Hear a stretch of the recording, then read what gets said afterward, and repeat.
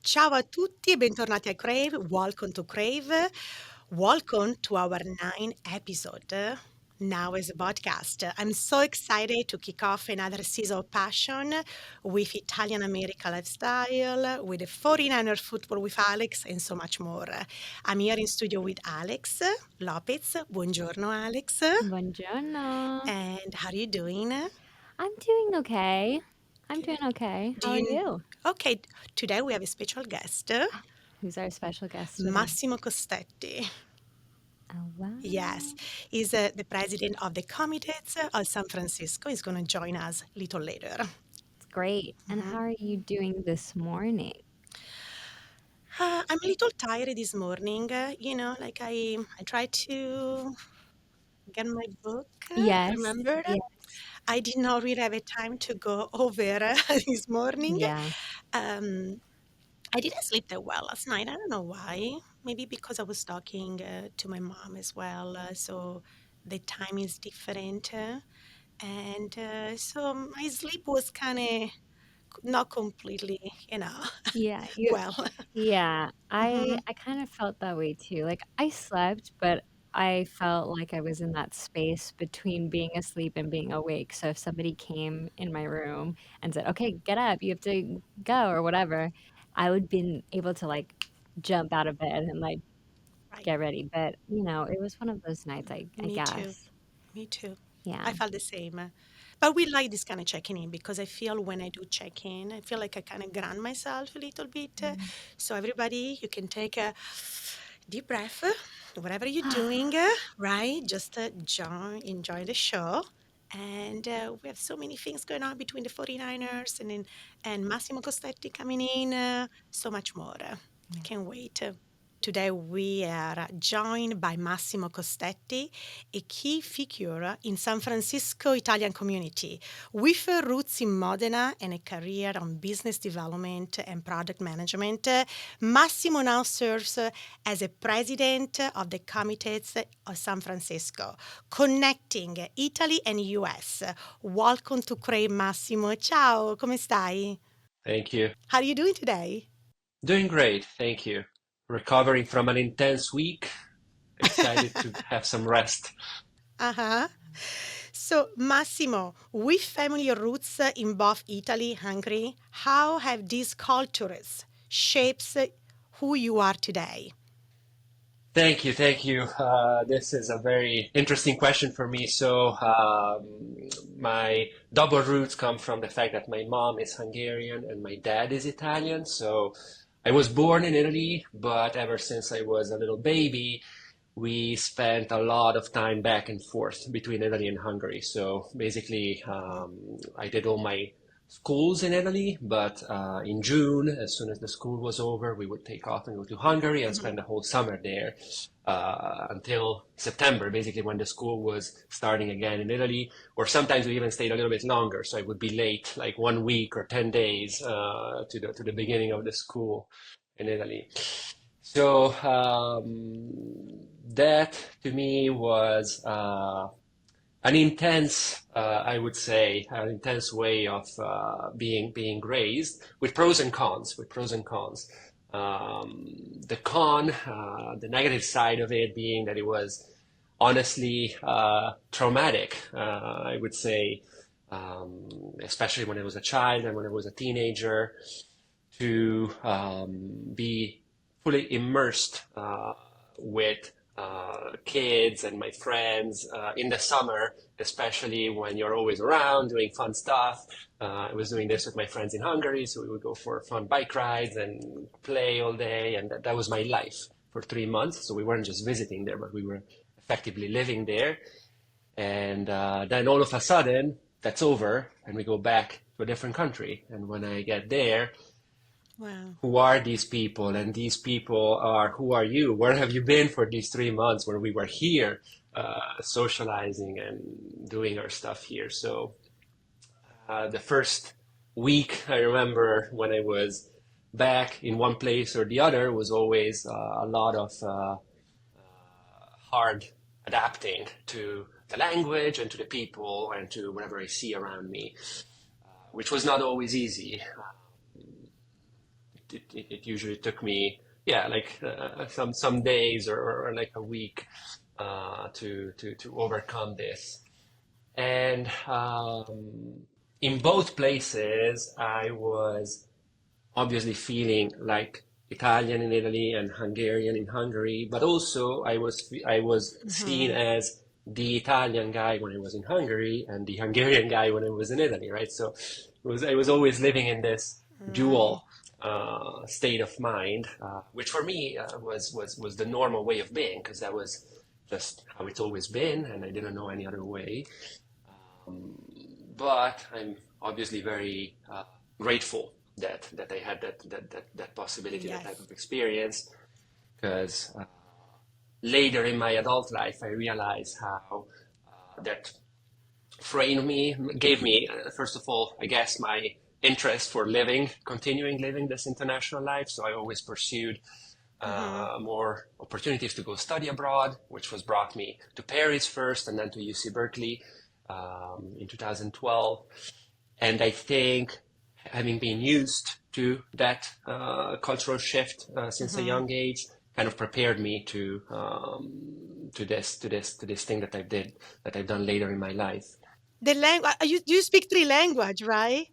Actually, four. Yeah, so I picked up Italian and Hungarian as my mother languages. So my mom used to speak to me in Hungarian Right. and obviously Italian when I was in Italy. Mhm.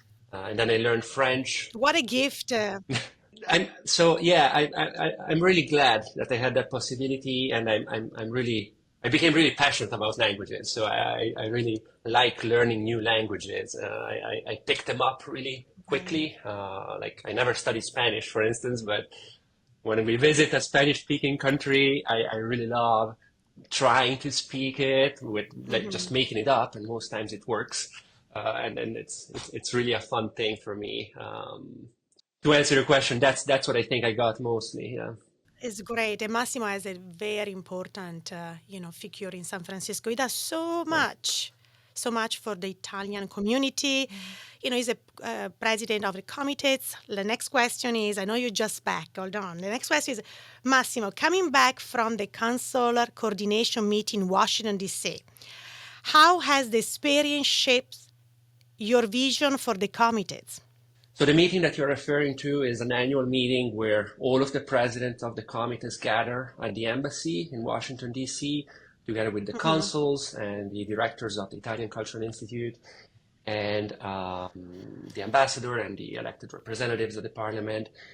And it's basically a state of the union, a state of the Italian union abroad, I would say. Hmm. Um, I'm quite proud always of coming out of that meeting with representative committees that is very virtuous in all of the activities that we're able to do, which is largely due to, first of all, a good team that we have within the committees, but also great collaboration that we have with the committee, with the consulate of San Francisco, which is not always the case in other committees, which have a much more conflictual relationship, I would say.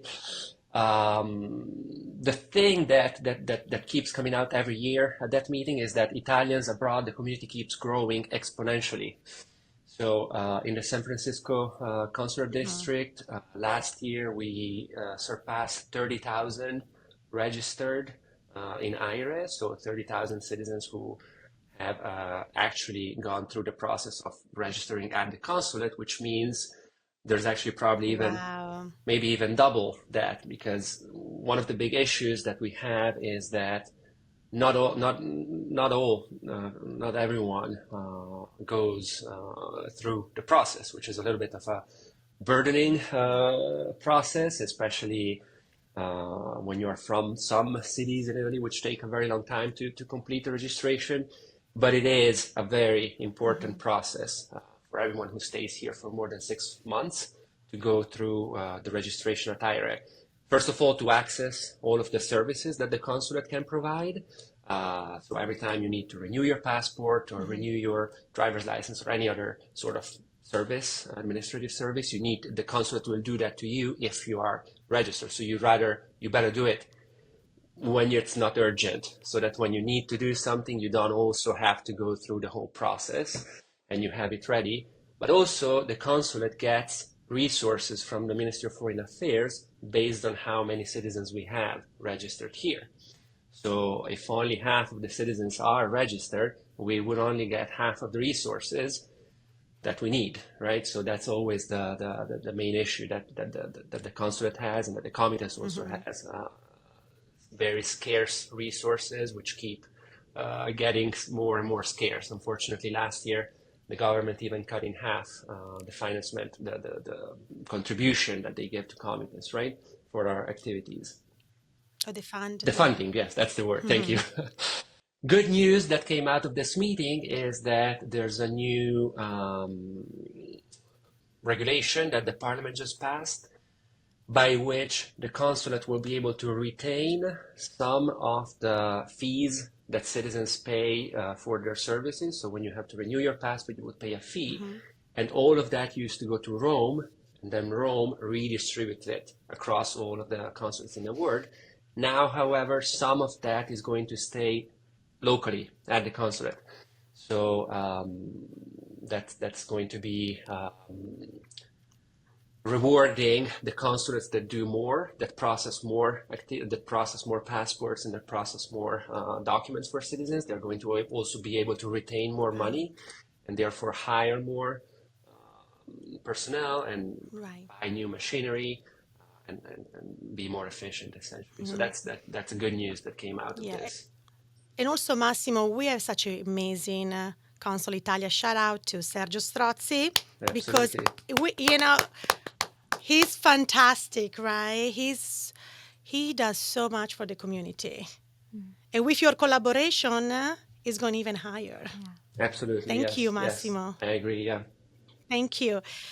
Yeah, as a president of Comites, what are your main goals for supporting the Italian community in the Bay Area? There's two parts, actually, in that question. As president of Comites and as a member, as an elected member of Comites, right? Because I was elected by my constituents here in the Bay Area mostly. I'm saying in the Bay Area mostly because also we represent all of the citizens from all of the northwestern United States. So also Oregon, Washington States, Utah, Montana, Hawaii, basically all of the Pacific Northwest. But these states that I mentioned are where we have most of the community. And then after I was elected, then the members of Comites also elected me to be president, which is sort of an internal role. As I was elected as president with my intention being giving all of the members of Comites a chance to transform their good energy and their good ideas into good initiatives for our community, which is not always easy because we are a pretty sizable group. There are 16 of us, and we have very strong, opinionated personalities, which... I hear about that. There is a little challenge. Of course. I heard about that, Massimo. Like in every group, like in every, especially Italian in group. Every group. Yes, there's in every passionate group. It's a very passionate group. So there's a lot of energy and limited resources. That's why we are so lucky to have you.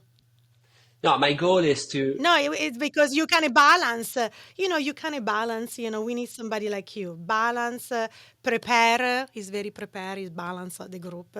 Because can you imagine everybody... It'd be crazy. It'd be so crazy. Sorry. No, absolutely, you're right. That is exactly my goal as a president, to have a balanced assembly. So where also those who are more conservative in their behavior, let's say, also have a chance, not in their political views, but in their personal behavior, have still a chance to express what they want to do and to contribute and to have their voice heard. As an elected member of Comites, my priority has always been around the newcomers. So the goal of Comites is also to connect the different parts that make up our community. So we have a community that is second generation or immigrants, but we also have lots and lots and more people who have been here for a few months or a few years, especially professionals. And we want to connect these two communities, which is one community, which often doesn't really feel connected.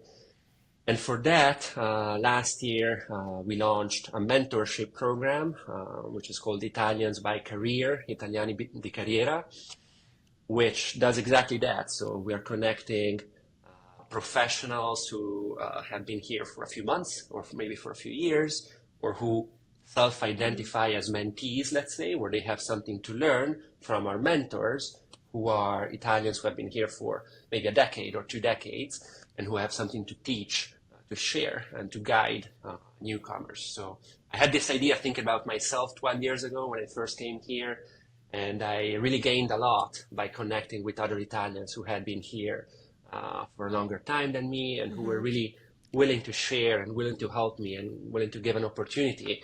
And in fact, I started to work first for an Italian company that I got into through an Italian connection. So I wanted to give this same opportunity to all of the Italians who are just recently coming here and who are lost. Like, what do I do? But not only just professionally, but also, how do I look for a house? How do I set up my health insurance? How do I bring my kids to school?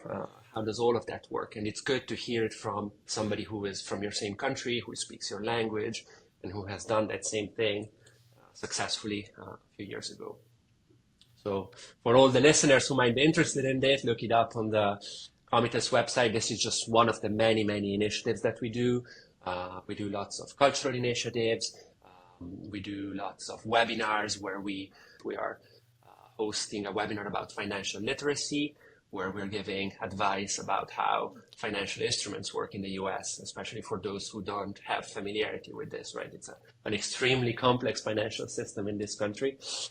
And we did webinars about taxation, the pension system. So I invite everyone to follow our website and our social media pages in particular, where you can see all of these initiatives that we keep doing more and more.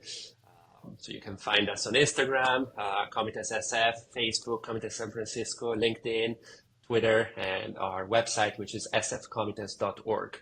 So you've mentored through the Italian Trade Agency and Innovate. So what excites you most about guiding new Italian innovators? Yes, I've mentored through Innovate and Italian Trade Agency, and that's also what I've done professionally in my first job, which was an incubator of Italian startups in the US, where we helped Italian companies with great products come and sell those products in the US. And what really excites me is how good we are as Italians at making great products. It's always very fascinating to see the passion that we put and the pride that we put into what we build. We are really great builders, I think. I see actually that we are great builders. And what's really exciting about having these builders with greatly built product come to the US is the immense opportunity that opens up in this immense market, which is a completely different scale than often what these companies have seen in Italy and in Europe. Completely different scale, and also completely different mentality, in the sense that in Italy, Italian entrepreneurs are often very much, sometimes too much, in love with their product. And in the US, what really helps them unlock the next stage of growth is building a story that connects that product to this immense market that we have, and developing not only the product, but developing their company as a product itself. So this is especially true with startups, where really we don't really have in Italy this mentality of building a company as if it was a product that will eventually be sold, right? So we have more of traditionally a mentality of a company that makes a product, and then you sell the product, and then you pass on the company, right? But the startup mentality is still something that is very much to be spread out in the Italian entrepreneurial system. So that's when I'm able to transmit that idea, that way of approaching work, that way of scaling your business, that really unlocks huge potential, and so that's very motivating for me to do. That's beautiful. Yeah. Yeah, thank you. Where do you see the Italian community here heading, and how do you hope to help? Especially after you're back from, the big meeting in Washington, D.C. Yeah, yeah. I definitely see it heading to being much larger and larger, like exponentially larger, which is, I think, even problematic from a certain standpoint to have so many talented people leaving our country. But it's definitely good to see lots of talented people coming here. What I would like to see is continuing to connect as a community. So whereas in the past, in the historical past, Italian communities were really, really tightly knit because the conditions were much harsher. So you had to stick together if you wanted to survive, essentially. Now it's not like that anymore. So it's not something that you really need for your professional development. You can do very well without knowing any other Italian.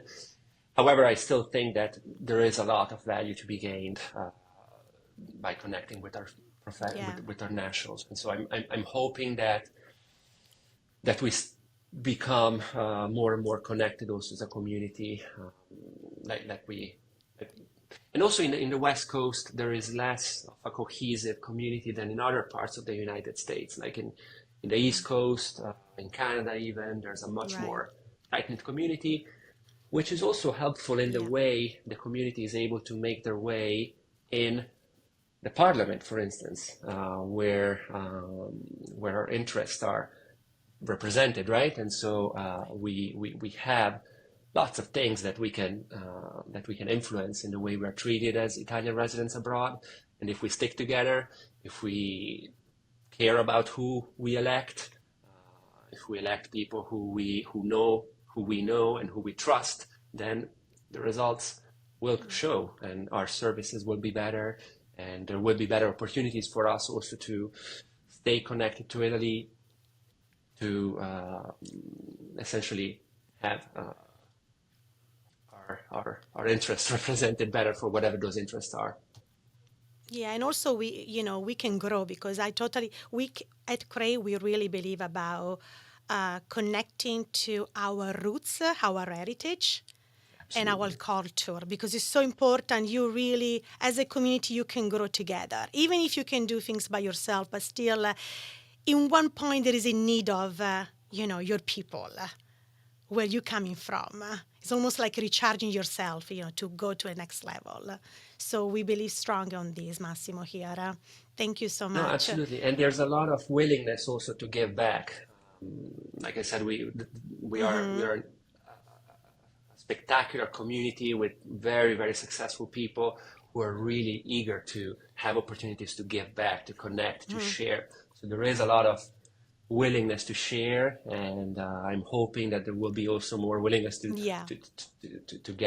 take some of this.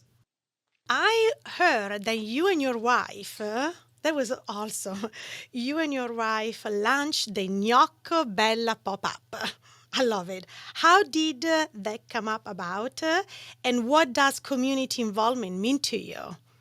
Yes, gnocco fritto, important, il gnocco fritto in Italian, even though all the people from Modena are used to use the correct article. But yeah, gnocco fritto, for those who don't know, it's... Allora non è gnocco bello, non è gnocco bella. So gnocco bella is the brand that we created for these pop-ups, and gnocco bella makes gnocco fritto, right? But yes, gnocco bella is How did you come up with that? Especially with your wife, how beautiful. You guys have a little special... Well, exactly. My wife is Bella. So it's a there fitting you brand. So go. it's a fitting brand, right? My wife is bellissima. Right. But Yeah. No, so like I was saying, gnocco fritto, I grew up in Modena, so gnocco fritto for me means party, it means community. Like every time I gathered with my friends since when I was a kid, or every time you go out and every time there's a party, it's gnocco fritto. So Uh-huh. that's the essence of what you have around a big Fantastic. table, gnocco fritto, lambrusco, and prosciutto and parmigiano. That's what we do. Um, Buon appetito, adesso abbiamo yeah, fame. it's almost lunchtime. It's fine. No, the fact is that I love making it for people. Yeah. So every time I had somebody over at the house who hasn't tried it, I want to make gnocco fritto. And when we moved here to Oakland, we discovered that our neighbor is a head chef of a restaurant here in Oakland. So we had her over for dinner. I made her Hmm. gnocco fritto, and she said, "Wow, this is amazing. Never had something like this. You should come to the restaurant and make it for our customers." And that's how the pop-up actually idea was born. Yeah. Okay. And I Wow. heard your event is sold out. I heard Oh you yeah. made over 300. No, right? So yes, over 300 across the different events, but the first one that we did was slightly over Wow. 200. But yes, we sold out about Okay. 2 hours into the event. Yeah, which was such a fun day, one of the most fun days of my life.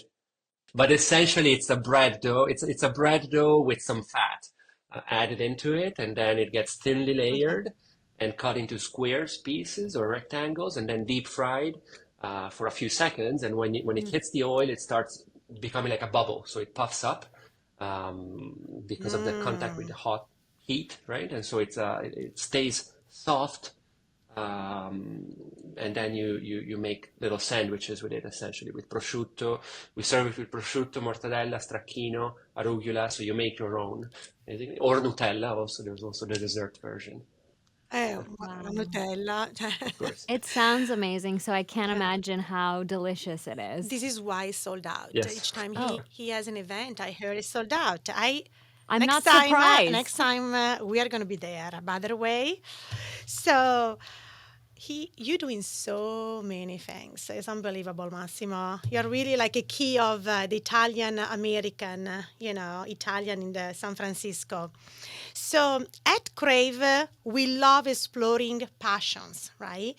With everything you are juggling, what another passion that excites and motivates you on the side to make a gnocco? That's my biggest passion. That's where my mind is all the There time. you go. Yeah, no. Perfect. Um, I started, Tell me more about that. so I just finished my third season racing with Dolce Vita cycling team, which is a local amateur bike racing team. Wow. And it's an obsession that an addiction that I started getting addicted with about relatively late, about like 5, 6 years ago. Um, Mostly because it is seriously, I think, one of the best places in the world here to ride a bicycle with the weather, with the beautiful roads. Yeah. It's seriously spectacular, and that is so I go out. It's a very time-consuming hobby, I would say. So on weekends, I usually go out on Saturdays for like 5, 6 hour bike rides. And when I'm training in Wow. season, it takes me like 8 to 10 hours a week, sometimes even more, between training at home and going out on these bike rides. But that's the time that really I use. That's my time with myself. So Beautiful. that's when I'm on my own. I process thoughts. I get new ideas, and I just deconnect from any. When you're out on the road, and especially when you're racing, you have no time to think about anything else, but just not dying. Essentially, Mm. you don't have time to look at your phone and to think about anyone else. And I find it extremely cleansing mentally. Besides physically, of course, there's the whole endorphin and just like feeling amazing with your body. And it's especially the whole racing scene is highly addictive. Like it's a beautiful community, also amazing people who share a very strong passion, which, like I said, very time consuming. So I'm also very thankful that my wife allows me to spend all this time doing it, but Right. it's That's love. That's true love. When somebody let you do it where you want to do it, and you know, balance yourself, ground yourself. So that's a balance also marriage. yes, yes, I believe so. Yeah. It's very good, and it's a great addiction. It's very healthy. Exercise, you are in shape. You know, Mind, body, and spirit. You got Yes. it all. tell that to my mom because she's always so angry because it's an extremely dangerous sport. Yeah. Crashes are part of the game. I broke my wrist this year in May, not my wrist, my elbow. So yeah, it is Ouch. healthy, but it's as long as you don't crash. Massimo, it was so beautiful to share your work, your passion, and everything you're doing in the Bay Area and for the Italian community. Thank you so much. Grazie mille. Thank you so much for this opportunity. It's always a pleasure for me to connect, And we can wait to have you again on Crave. of Yes. course. You have to come back. Yeah, yeah. Stay tuned. Massimo, grazie. Grazie. This episode of Crave is sponsored by Alice Becker Inc. Dodd, a family-run business with over 30 years of experience in the fashion industry. They offer unique clothing for every age and size, always going the extra mile for their customers. Visit them in Nevada or online at www.alicebeckerInc.com. Thank you so much to our sponsor to supporting us for this episode. Now, Alex, what's going on with the 49ers? So we're filming this 2 days before Halloween, and honestly, the scariest thing has already happened to me, which was Bill Vinovich officiating another Niners primetime game. And now, for those who may not know, Bill Vinovich was the ref for Super Bowl 54 and 58. He was also the ref for that awful Ravens Christmas Day game that we had last season. And when I saw him on the jumbo screen, I was absolutely terrified. I was also yelling at him the entire game. So I want to apologize to the people that were sitting next to me, aka my dad and my brother. Uh, but while he did make some just horrible calls, my Niners were able to push through. And although the ending made me extremely nervous, we are 4-4 heading into the bye week.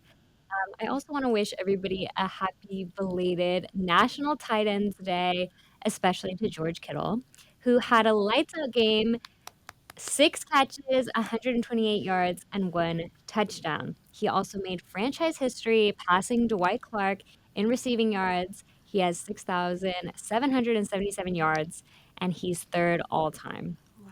So not only is George one of my favorite players, as you can tell, I even have a car air freshener of him. But he also needs to be fed more Kyle Shanahan. So let's get that more incorporated into our offense. Thank you very much. Now I can't lie, the first half was kind of rough. Okay, I was freaking out on Twitter, but I'm not going to talk about the Jimmy G, Brock Purdy comparisons that were being thrown everywhere. Okay, I was just very glad he was kind of able to get out of his head after missing some opportunities in the first half. And I just love when he makes plays with his legs. Like, I love him running around. And just to put this into perspective, he had 56 rushing yards. The Cowboys collectively had 56 rushing yards.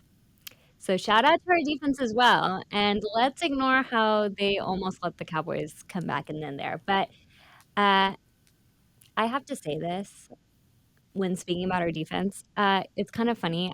So during my favorite defensive play of the game, which was Diamador Lenoir's interception, I was in line at the concessions getting my dad a pretzel.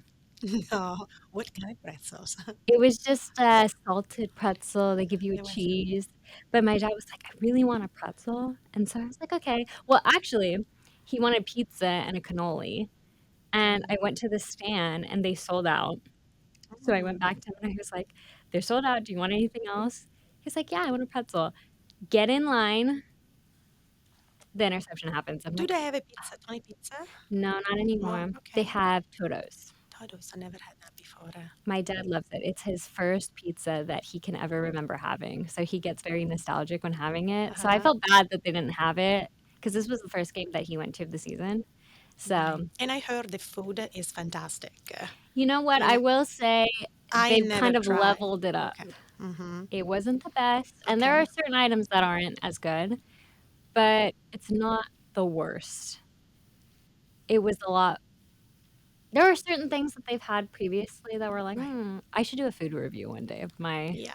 I'm sure it's not like super healthy, No. but it's okay once in a while. That's what I'm trying to say. But it's okay, Yes. Once in a while you go to a game, Yes.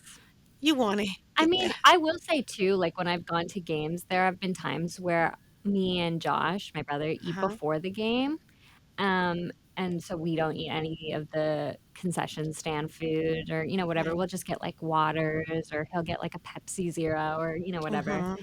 Um, but sometimes I'm like, I get a little hungry in the game or I'm anxious and I'm like, I need to eat something. So I Something just comfort food is called, comfort right? food. Yeah, exactly. I'm either one way or the other. I'm either, okay, I'm going to eat everything in sight or I'm like, I can't eat. I'm going to throw Okay. up. Right. One or the other, just depends. Right. But yeah, anyways, Demo, speaking of Mhm. him, has been playing at an all pro level, especially on Sunday, on top of that insane interception, which I'm so upset about, Mhm. kind of. But it's funny. He had a total of 6 total tackles, 1 pass breakup, and 1 forced fumble. We Mm. need to resign him. Like, I can't emphasize that anymore. And I know it's like, okay, we're at the halfway of the season point, but I just Mhm. need that to be a thought in John Lynch's mind. Like, keep that in the back because I want something set up good with him so we don't have to worry about any more of these player holdouts because they're just so frustrating. I mean, we've gone through one, I would say, for the past 3, 4 seasons. Right. And so when we have an all pro talent like him, I just want something already set in stone, already Mhm. prepared, even though, yes, we are still in the middle of the season. Okay. And our final update of our update, of course, is the 49ers injury update. Still no jingle, and that's okay because shockingly, it's a good one. Christian McCaffrey hasn't had any setbacks, so the plan is to open his practice window next week. I want to do a backflip. I've missed seeing him play football so much. I've also missed Olivia Culpo's game day get ready with me, so I'm excited for that. Okay. Also, Juwan Jennings is expected to return after the bye week, and Dre Greenlaw will be week to week when the Niners are back from the bye as well. So this is the perfect time to hit our stride, but I can't lie, I'm looking forward to the bye week. That's a great update. Thank you. Yeah, of course. Thank you for tuning in to our 9th episode of our 5th season. Follow us on Instagram at crave.show and tune in every Wednesday for a new episode. Also, make sure you check our website www.craveshow.com. Craveshow.com. Ci vediamo settimana prossima. Stay tuned for next week. Ciao. A Bye. presto.